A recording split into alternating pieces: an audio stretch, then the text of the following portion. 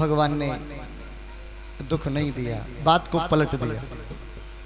कहा बुआ जी चलो चलो चलो आज भीष्म पितामह के दर्शन करें। लेकर के गए गोविंदा भीष्म पितामह के पास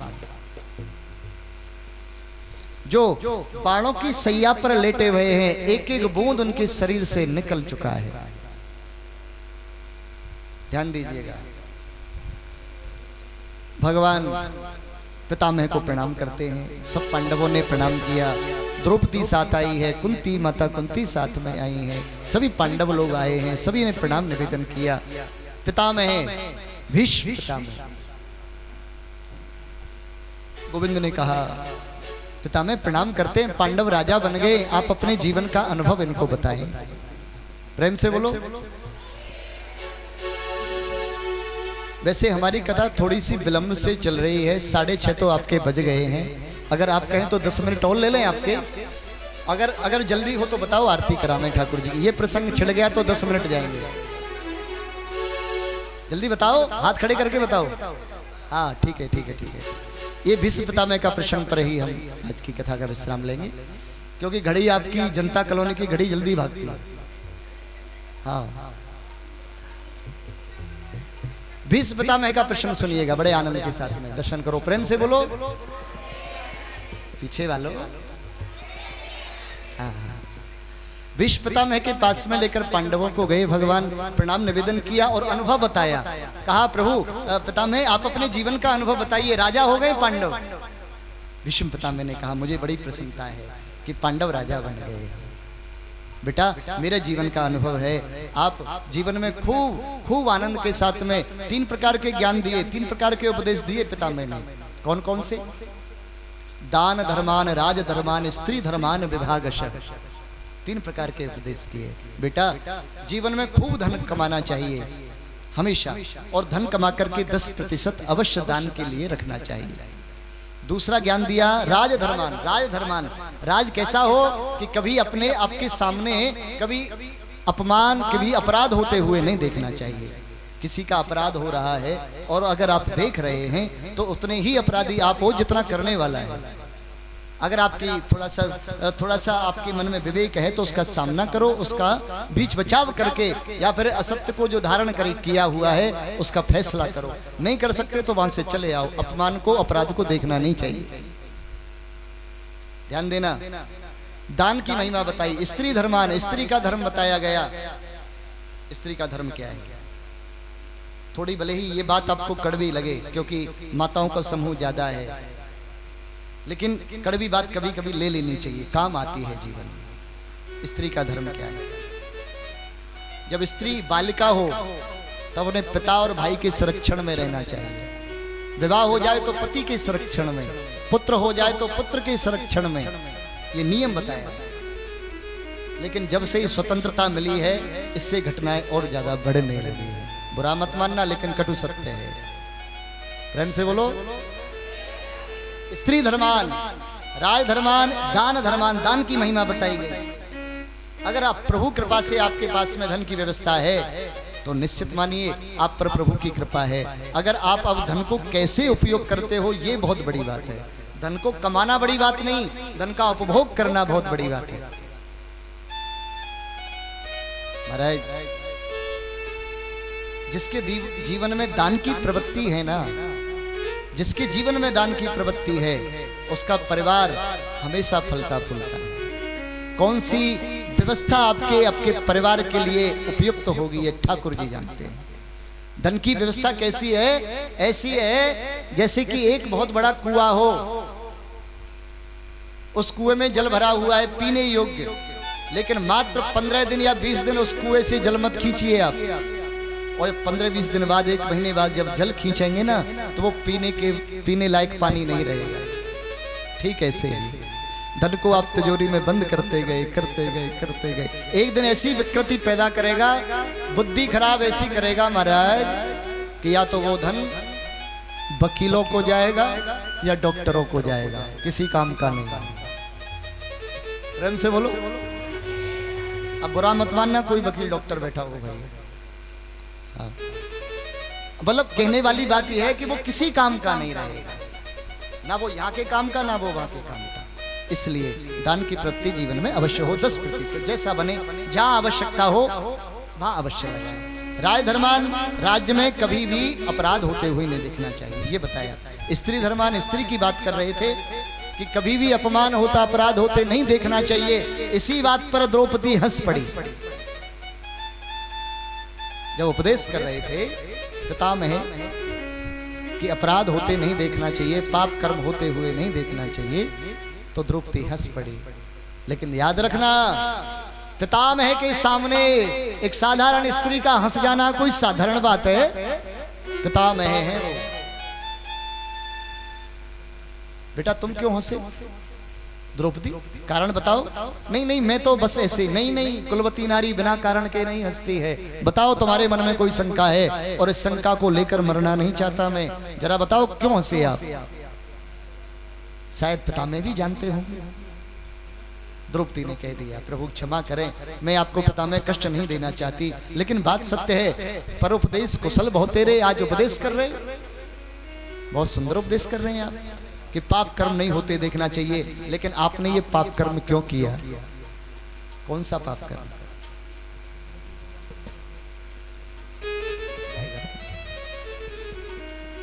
कौन सा पाप कर्म? ये पाप कर्म जब भरी सभा में मेरी लाज वस्त्र हरण दुशासन कर रहा था, तो सबसे आगे पितामह आप बैठे थे। मैंने आपको देखा था, आपसे मैंने करुण क्रंदन करके कहा कि आपके होते हुए पितामह इस राजसभा में हस्तिनापुर में क्या विडंबना हो रही है। लेकिन आपने अपनी नजरें नीचे कर ली थी। आपने ये पाप कर्म क्यों किया? जो पितामह, जो भीष्म पितामह कभी जीवन में नहीं रोया ना, आज इस बात ने आंखों में आंसू डाल दिए। वो पितामह रोने लगा कि बेटा तेरी बात सत्य है, ये पाप कर्म मैंने किया। और इस पाप कर्म का परिणाम जानती हो? क्या परिणाम है? अर्जुन के बाणों की सैया मिली है मुझे।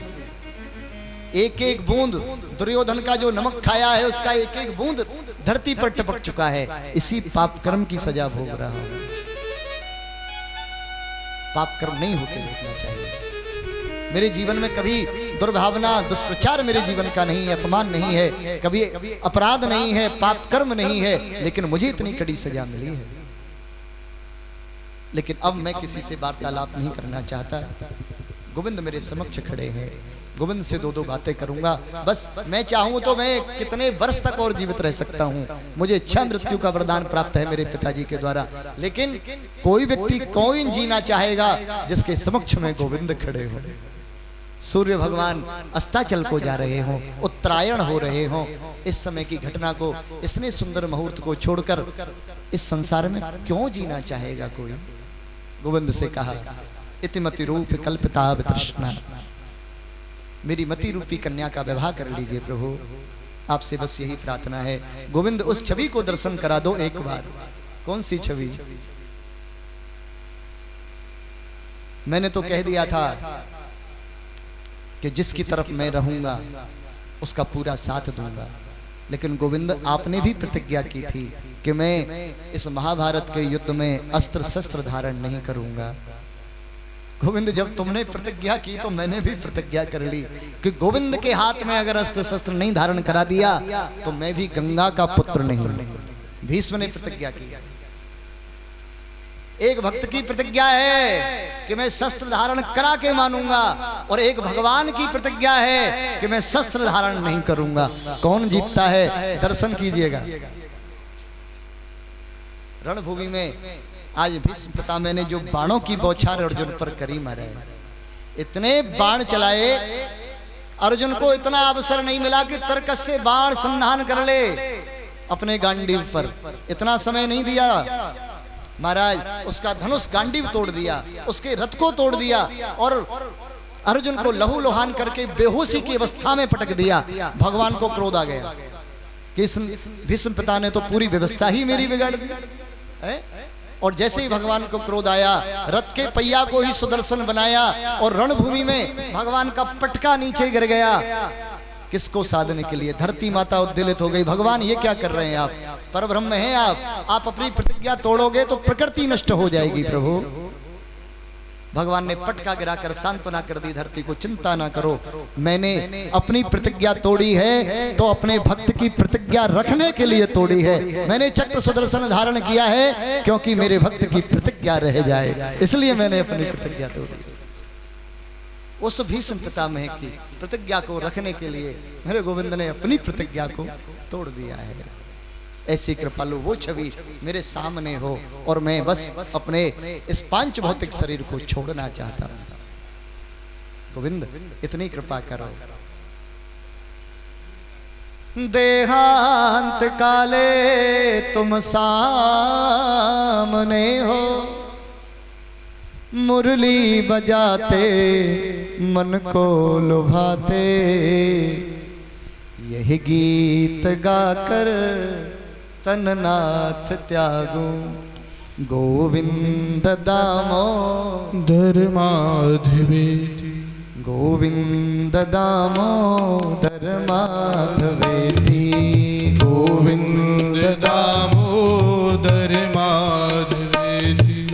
देहांत काले तुम सामने हो, देहांत काले तुम सामने हो, मुरली बजाते मन को लुभाते, मुरली बजाते मन को लुभाते, यह गीत गाकर तननाथ त्यागूं, यह गीत गाकर तननाथ त्यागूं, गोविंद दामोदर माधवेति, गोविंद दामोदर माधवेति। श्री कृष्ण गोविंद हरे मुरारे, हे नाथ नारायण वासुदेवा। श्री कृष्ण गोविंद हरे मुरारे, हे नाथ नारायण वासुदेवा, हे नाथ नारायण वासुदेवा, हे नाथ नारायण वासुदेवा। खूब करके प्रार्थना करके पंच भौतिक शरीर को आज भीष्म पितामह ने छोड़ा है और छोड़ करके पांडव लोग रोने लगे। भगवान ने सांत्वना दी। ऐसे महापुरुष का जाना भी प्रसन्नता का समय है और आना भी प्रसन्नता का समय होता है। मेरे नाम का कीर्तन करो। पांडव लोग भगवान के नाम का कीर्तन गाने लगे खूब आनंद के साथ में। और यही प्रार्थना हम सबकी जीव की होनी चाहिए। परब्रह्म परमात्मा सामने खड़े हों, जीवन की अंतिम घड़ी हो, इससे बढ़िया जीवन का लाभ क्या होगा। हमारे ब्रज में एक पद गाया जाता है, 2 लाइन उसको गुनगुनाइए, उसके उपरांत में हम मंगलमयी झांकी की तरफ चलेंगे। सुखदेव जी की पावन झांकी के आप दर्शन करेंगे। इतना तो करना स्वामी जब प्राण तन से निकले, इतना तो करना स्वामी जब प्राण तन से निकले, गोविंद नाम लेकर जब प्राण तन से निकले, गोविंद नाम लेकर गाइए गाइए सब जब प्राण तन से निकले। श्री गंगा जी का तट हो, यमुना का बंसीवट हो, श्री गंगा जी का तट हो, यमुना का बंसीवट हो, मेरा साबरा निकट हो।